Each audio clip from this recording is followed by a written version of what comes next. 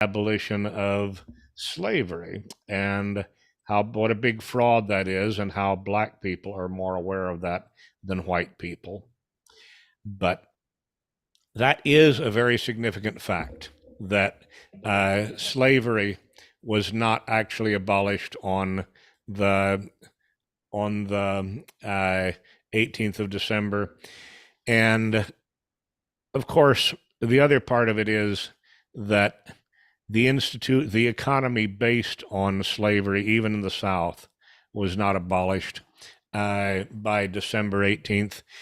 The South was a terrible mess in December of 1865. It had just lost the war, and many black people were still basically held on the plantations where they had been slaves. Many black people wanted to return to their masters who had held them in chattel slavery because they had no idea how to live as free people. I don't know how many of you are familiar with the series Firefly, but there's a great line in Firefly by Joss Whedon where they're talking about it's basically a space odyssey type thing, and they're talking about slavery being abolished on some planet, and the black guy who's a member of the Firefly team comments that saying people are free doesn't make them free. And that's a very profound truth. But in any case, what the 13th Amendment did was the 13th Amendment rechanneled the focus of slavery from individuals to the state. Ever since the 13th Amendment, ever since December 18th, 1865, slavery has been more and more a public institution. If you want to think about it, almost everyone in the United States is 20 to 50% a slave of the federal government. People in California and New York and other states with a very high state income tax are probably a little bit more than 50% enslaved, because they must work over half the year to pay their tax burden before they earn anything for themselves. Being a 50% of slave because of taxation may still leave you a lot of flexibility, but it is nonetheless true that you lose your liberty if you do not comply with the federal and state requirements of the income tax. And that is a form of slavery. The amount of regulation that you have to comply with to be in business is another form of slavery. Slavery exists in the United States de facto and de jure to this day. And like I said, I always enjoy having this conversation with black people, because the simple truth is the 13th Amendment was a fraud. The Civil War as a war to free the slaves was a fraud. The Civil Rights Movement of the 1960s, 1950s and 60s in large part, was another fraud. We have not kept our promises regarding freedom in this country. And in fact, ever since 1865, the government has controlled more and more of what we do. There's basically no possible way of arguing that point. And that kind of brings me to the other topic that I'm going to explore today, which was a letter I got from one of this podcast's fans. This is from Nielly in Missouri. Nellie writes, could you and Sam Dickson talk about whether people should be moving back to Europe, and if not, why not? Do you guys feel that the states still have a chance? And if so, how do we take it back?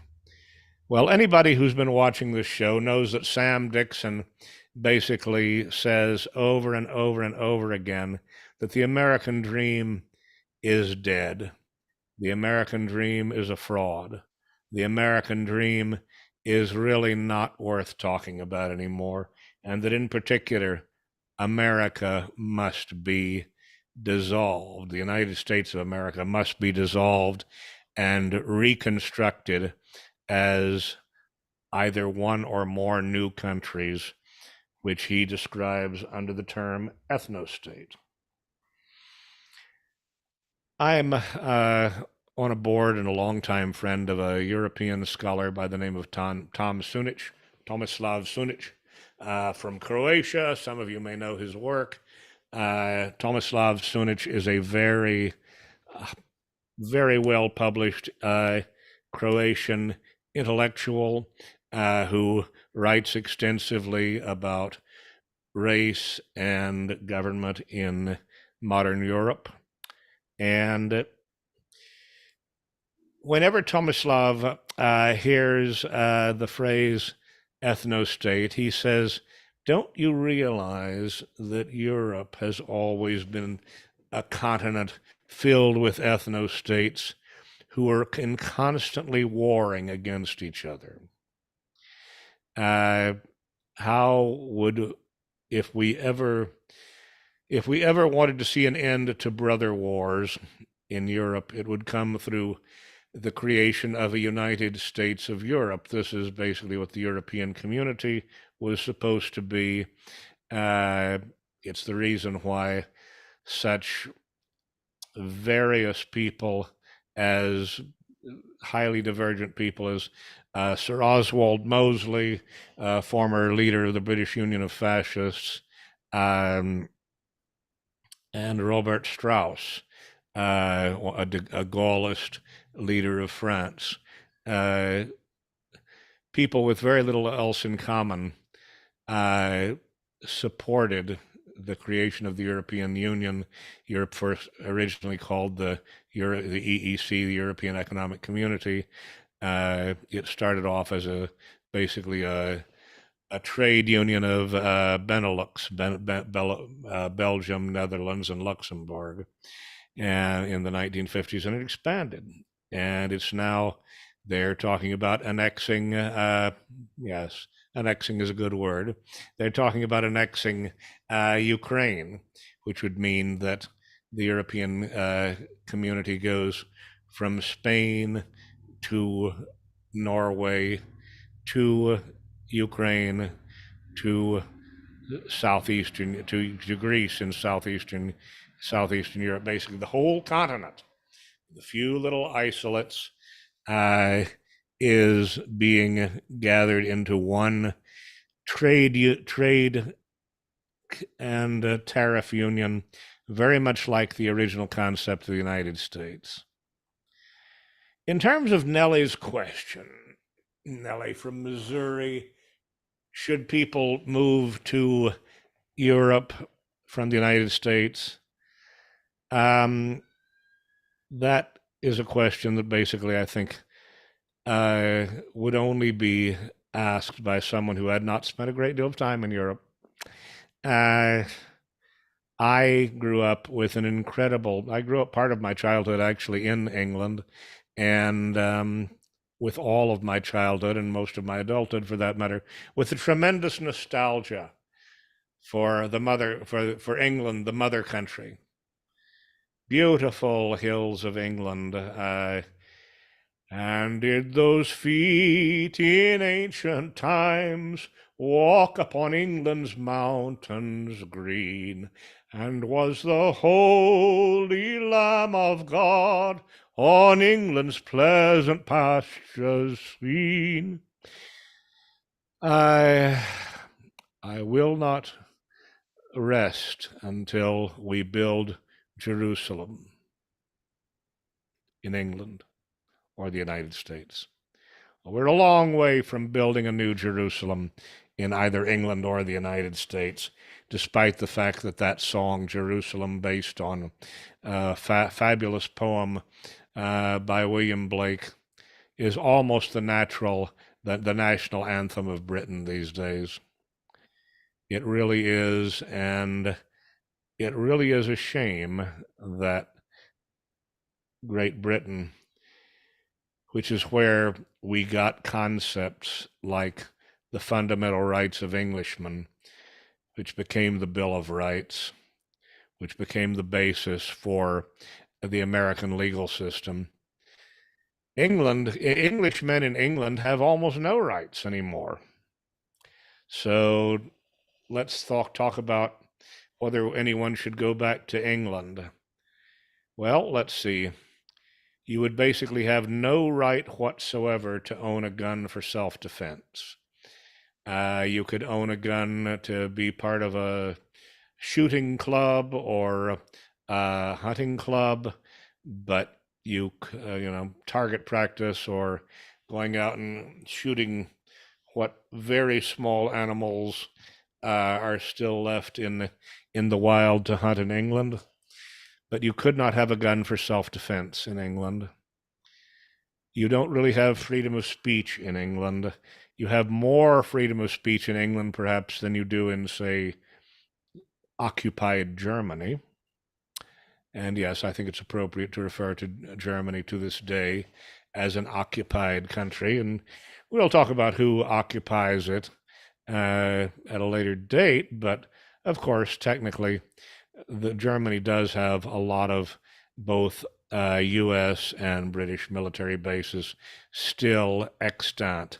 Army and Air Force bases still exist in Germany. So yes, Germany is still an occupied country. But is it free? No. You can go to jail for saying and thinking all sorts of things that we say on this podcast all the time. I mean, this present podcast called Legal Realism, I believe we're on episode 27 right now, is a continuation of a couple of podcasts I have had in the past. And we engage in such outrageous discussions as whether 6 million Jews actually died in the Holocaust in Germany or not. We question things like that. And you can go to jail for discussing that or for saying anything remotely favorable about the German government between 1932 and 1945 if you live in Germany. So two major countries that people might consider going to are basically much worse police states than the United States. Germany and Great Britain are places where the liberty that we still have in the United States is even more restricted now. It's very true that in the past few years, especially since January the 6th, 2021, we are looking at one crackdown after another that is suppressing the American Bill of Rights in the United States. Sam has a strangely ambivalent attitude about the Constitution. He thinks that basically the Constitution was kind of a mistake to begin with, and that it needs to be abandoned and kind of suspended because it's a lie, just like the 13th Amendment is a lie. The 13th Amendment didn't abolish slavery. That's pretty obvious. That's probably the most outrageous lie in the Constitution. But the First Amendment doesn't protect freedom of speech very effectively. as Rudolph Giuliani found out last Friday. Rudolph Giuliani got a $148 million verdict against him, won by a couple of ladies in Atlanta who were suing him in Washington, who said that he had defamed them by saying that they were stealing votes and manipulating the election in Georgia. 148 million for saying something which, I mean, I saw the video too. What Giuliani had said about it made sense to me, made sense to a lot of people, and I think it's totally outrageous that the libel laws of the United States have been used against Rudolph Giuliani in this way, Alex Jones in this way. A couple of years ago, you may recall that Alex Jones got, I think it was close to $1 billion in damages rendered against him for his opinions on Sandy Hook. He thought that Sandy Hook was a setup. He's now retracted that. He's behaving in kind of a craven, cowardly way. Rudolph Giuliani, to his credit, is saying that he believes, he said on Friday anyhow, that he believes that his views of the 2020 election were entirely warranted and that they were well substantiated, and that the comments he made about those ladies in Atlanta were basically a reasonable inference, reasonably drawn. I think that's fair. I hate to say it, but I think that's totally fair. I think it's proper to say that the way the election in Georgia and other states was conducted, specific actions taken by specific people, the entire pattern is strongly suggestive of electoral fraud. Now, I did comment to Sam Dickson the other night that I have one problem with the focus on the election of 2020, and that is that I have carefully studied the statistics on voting, and particularly on the differences, the variance, if you will, between exit polls and final voter tallies in key states in the 2000, 2004, 2008 elections. And I think that there is substantial evidence that the votes in Ohio, Pennsylvania, West Virginia, and Florida were manipulated in those elections. Those were the first term election of George W. Bush, second term election of George W. Bush, and the first and second terms of Barack Obama. So to say that the 2020 election was the first election in which major voter tampering may have led to false results, to a manipulated electoral result, I think is wrong.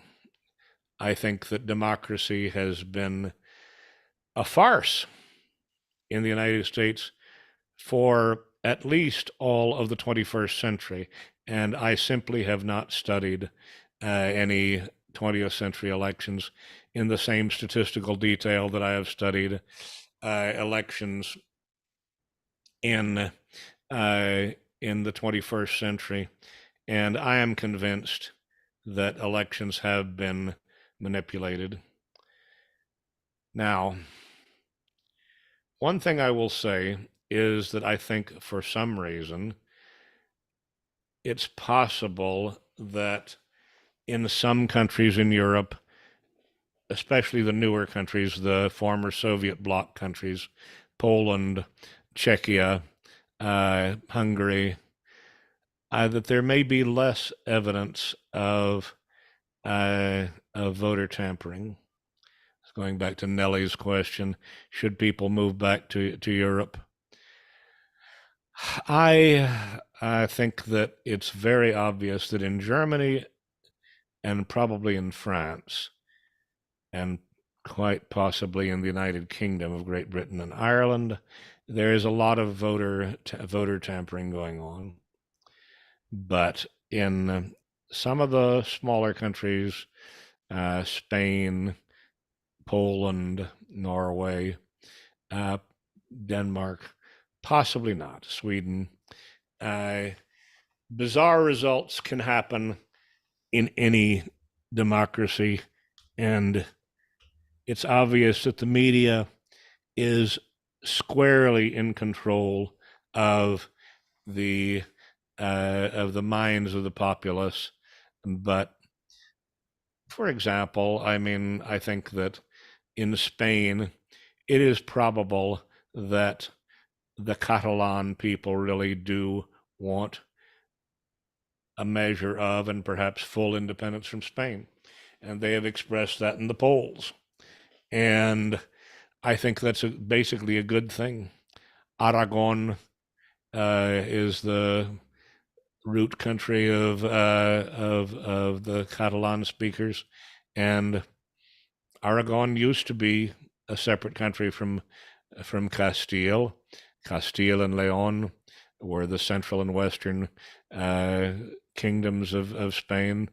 Aragon was the eastern kingdom of Spain. No particular reason that Aragon should not reassert its national identity now. But does that mean that Europe is a better or freer place? On the whole, I'd have to say no. I think that Europe right now is a gigantic mess. Something like what I said about the South in 1865. The abolition of slavery in the South caused nothing but chaos, nothing but misery among black people as well as among white people, because black people had no easy way of adjusting to the freedom that was in essence forced upon them. Some may have done okay, some may have been intelligent and entrepreneurial, but most basically suffered probably a significant decline in standard of living in the early years of freedom, and they didn't experience that much freedom in the nominal world of abolished slavery. So December the 18th focuses our attention on the lies of the Constitution. Sam likes to focus on the non-constitutional lie that got us into the biggest trouble, the famous line in the Declaration of Independence about all men being created equal. Yeah, that's basically a line. No two people were ever created equal. When you hear Sam and me talking, you can tell that Sam has a much higher IQ than I do, even though I actually went to some fancier schools than he did. He and I are not equal. He is he is a far greater intellect than I am, but I got some really fancy degrees from some really fancy schools, namely Harvard and the University of Chicago, and that. So in no sense can you really even compare us. We are not equal. But does it matter? We are definitely still friends, and we definitely still interact, I hope, productively in our conversations on this podcast and its predecessors, and perhaps its successors in the future. But what is what? But Nelly wants to know basically, uh, is Europe more conservative, I guess, than the United States? And the answer is categorically no. There's only one really conservative country in Europe right now, and that's Hungary. And yes, the Orban government in Hungary is kind of alone. It doesn't have a lot of support anywhere. Poland had a fairly conservative government till a couple of weeks ago. And apparently, I think in an honest election, I'm not sure, but apparently they voted that conservative government out. And Poland now has a moderate government under leadership of Donald Tusk. And there's still some people there who do interesting things, like the fellow with the distinctly non-Polish name of Braun. It's a German name, actually, but a member of parliament named Brown, some of you may have been aware, turned a fire extinguisher on a fully lit menorah in the Parliament building, and he got a lot of grief for that. I think that was a week ago. Was that a week ago Friday, or when was that? Maybe it was just Friday. I'm not sure. I believe it happened on a Friday. But anyhow, it's fairly recent news, and you could look at things like that. It's not likely that you'll see anybody putting a fire extinguisher on menorah in U.S. Congress or any legislature in the United States. But we have the same problems, I guess, is the point.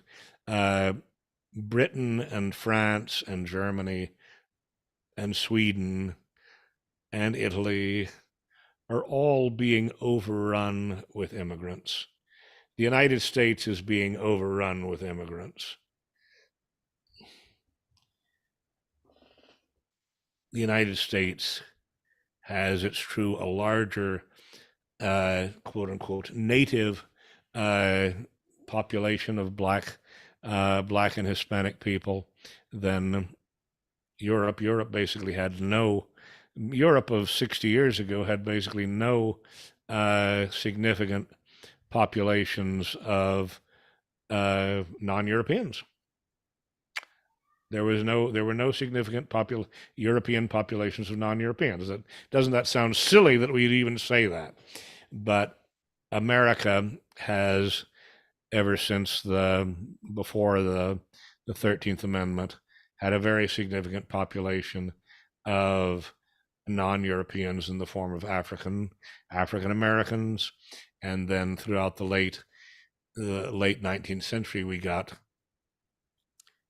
an influx of non-Anglo-Saxons, non-Germans. In 1860, basically the dominant ethnic groups of America were Anglo-Saxon, Irish, and German. Few French in right here in Louisiana, for instance. Another colony of French in South Carolina. Some of Sam's ancestors, and of course Dutch in New York. But basically, all of the United States in 1860 was Western and Northern European. And in the late 19th century, we got a huge influx of Eastern and Southeastern Europeans into the country. The majority of Italians, Poles came in the late 19th century. Some Russians, some Ukrainians, a lot of Jewish people came in the late 19th century. Some appreciable number of Greeks. There had been a few Greeks here before 1860, but not a great number of them. Basically, the diversity of European ethnicities in the United States entirely came after the Civil War. But as late as the 1950s, immigration by non-whites was severely restricted, and that was abolished, as many of you are aware, in the Immigration Reform Act of 1965 under Lyndon B. Johnson. It was at that stage that all the fingers were pulled out of the dike, all the plugs were removed as far as non-white immigration, and the ways and means of immigration have changed substantially. But basically, you've got large Asian and African populations coming in ever since 1965. Now, would it be better in Europe? In England, their Immigration Reform Act, that was kind of a template for the American reform, was enacted in 1948, specifically at the abolition of the Empire of India. For some astounding reason, once the Empire of India was abolished, the British Parliament decided that people from India who wanted to immigrate into England could do so. That has really changed England. I had an Indian nanny when I was a little boy in London Southwest 7, but lots of kids did have Indian nannies. So it was very much like the relationship between whites and blacks in the South. But then, ever since, especially the late 60s and 70s, England has also gotten a huge influx of black African immigrants and Caribbean immigrants. Simon Webb is always talking about the Windrush generation and the lies that are told about the Windrush generation. Starting in 1948, reverse immigration from Black Africa, not Black Africa, the Black Caribbean rather, from Jamaica, the Bahamas, all those little islands, in particular Jamaica, because that was the largest black population in British West Indies. It's basically appalling to think what's going on in Europe. Most of you have heard of the rising crime rate in Sweden and Norway and Denmark. Germany is basically hardly worth talking about anymore because the German chancellor announced just a couple of weeks or maybe a month ago that the reason for the existence of the German state was to support Israel. I can't say that without just sort of wondering if I misread that somewhere, but I've read it enough times to know that I haven't. I've not. The vice chancellor of Germany actually said that the reason for the existence of the state of Germany is to support Israel. Nielly, do you think you'd feel more comfortable in Germany than in Missouri? The reason no one could get by with saying that the reason for the existence of Missouri is to support Israel, could they? I'm not sure anybody could get by with saying that the reason for the support of for the existence of the United States is to support Israel, although it does sometimes seem that way. So Germany and the UK, I would say, are no-go zones as far as white people of a nationalistic bent who want to go to a place that will uphold their values. France, well, France has suppressed France has basically no freedom of press because France has suppressed the stories of over 1,000 churches which have burned in the past 5 years. That's right, 1,000 churches in France. France is being destroyed by Muslim immigrants. Do you want to go there? Emmanuel Macron,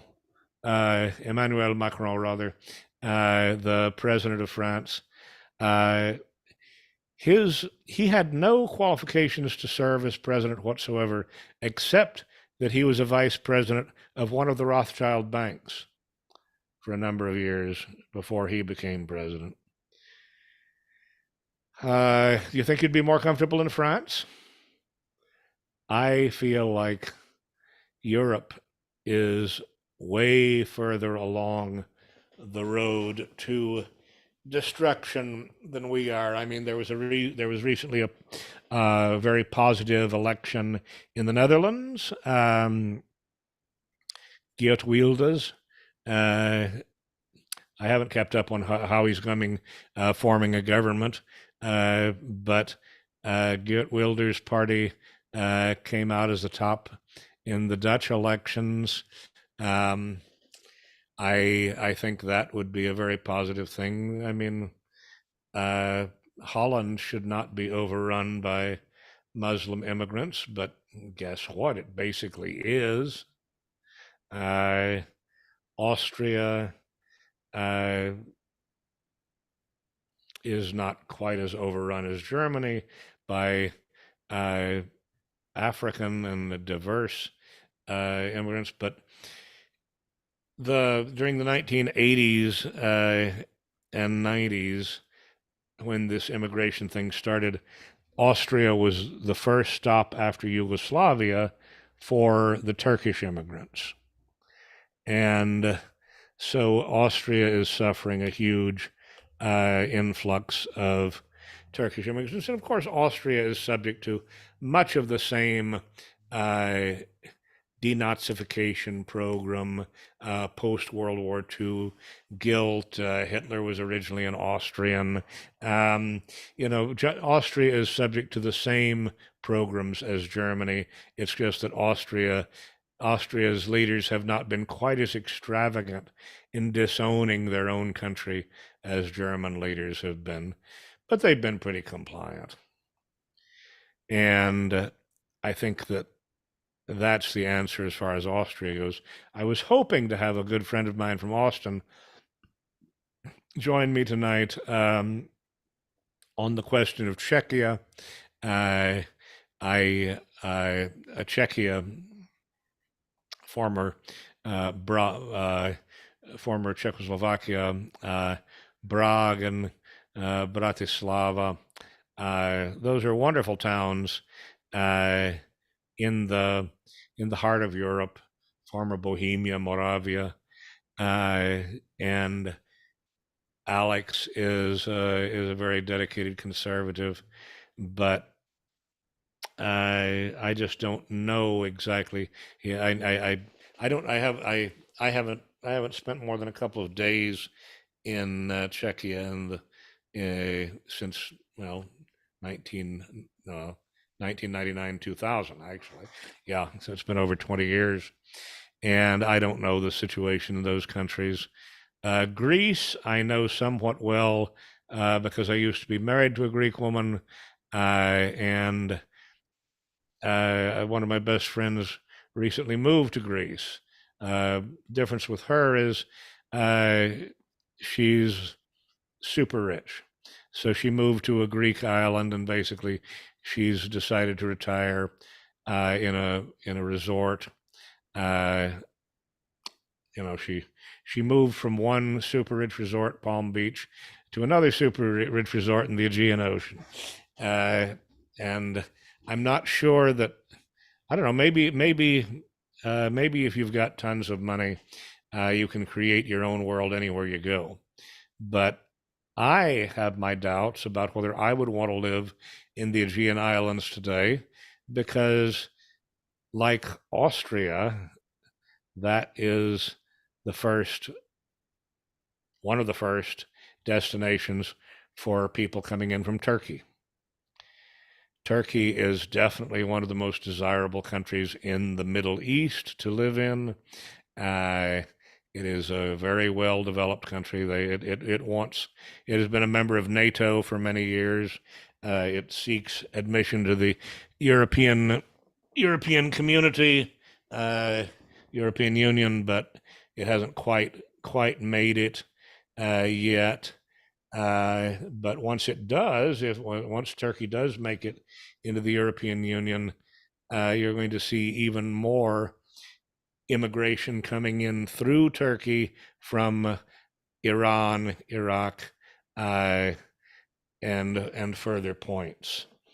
Um, so I just really don't know whether I think there's any point in moving to Europe at all.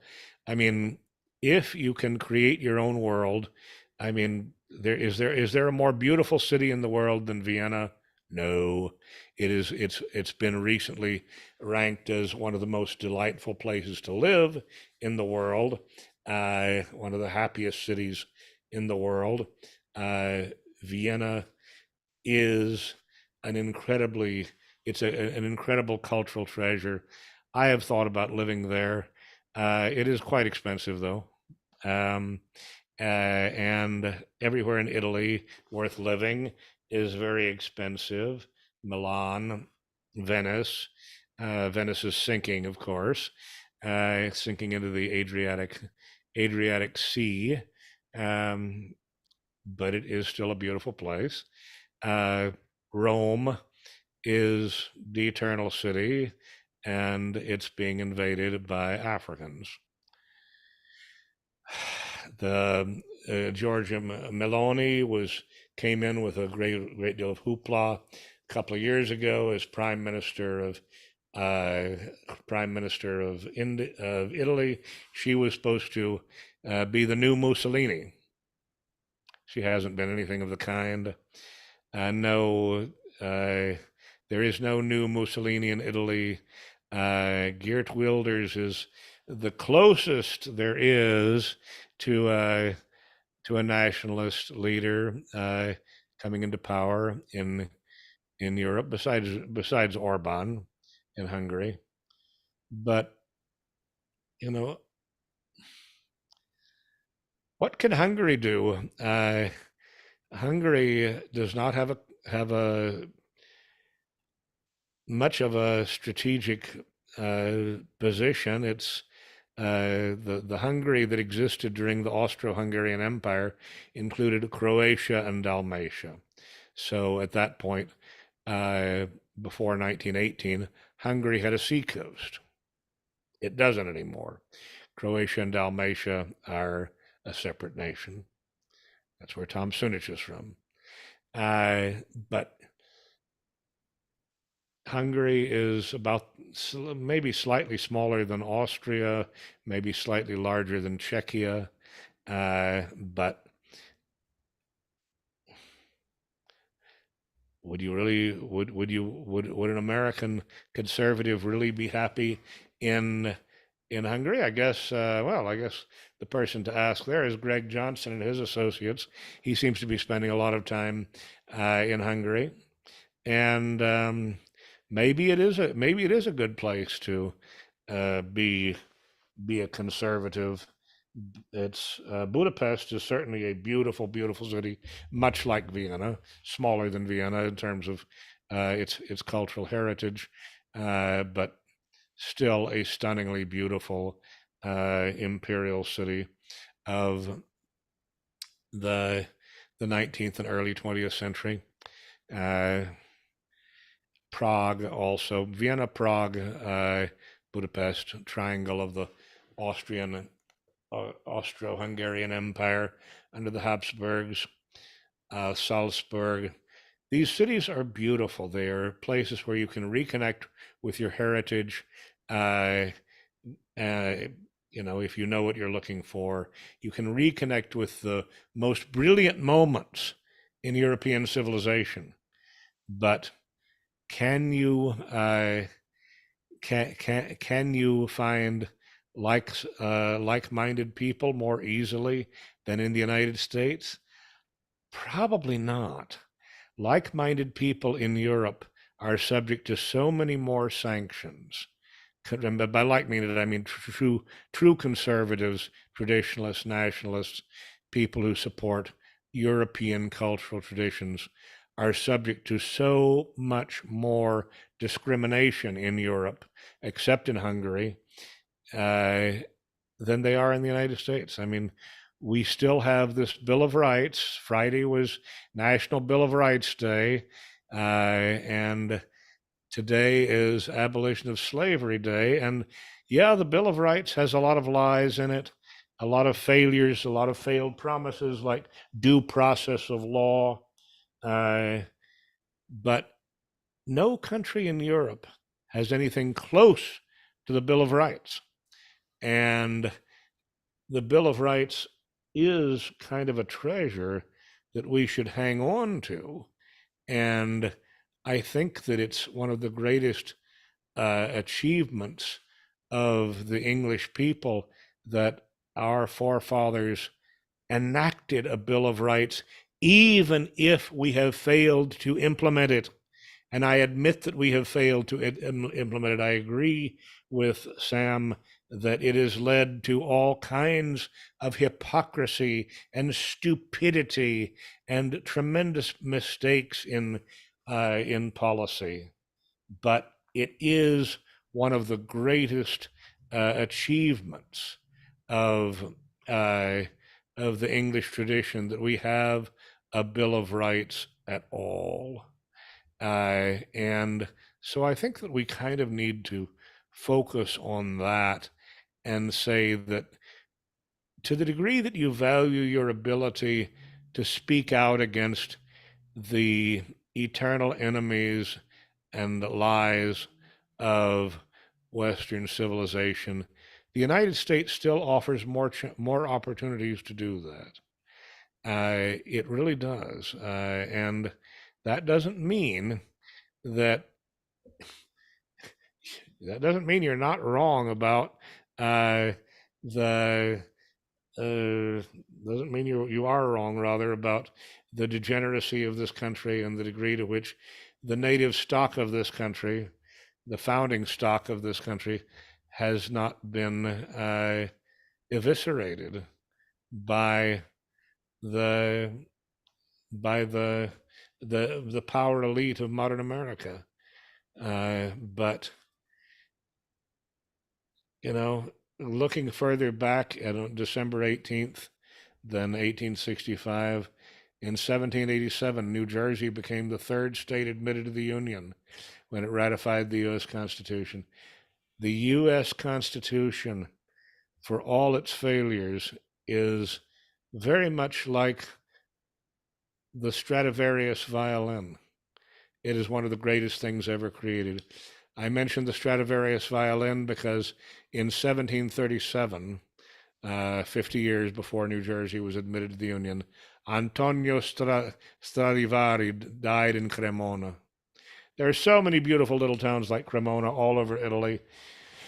If you wanted to move to Italy, I guess, yes, you could enjoy any of those small towns outside of Rome and Milan, and probably live a very fascinating, comfortable life. Cremona is definitely one of the best. Over there is a wonderful world, but they all have parliamentary systems without written constitutions, without written bills of rights. And I think we need to value the Bill of Rights and continue to build on the American tradition of values before we give up on this country. And at that, we're out of time. It's December the 18th. I sail off into the sea as a Flying Dutchman. Good night, everybody. I will see you tomorrow. And I will have to talk to Paul English about the broadcast quality of the musical segments at the beginning and end there, as it doesn't sound good.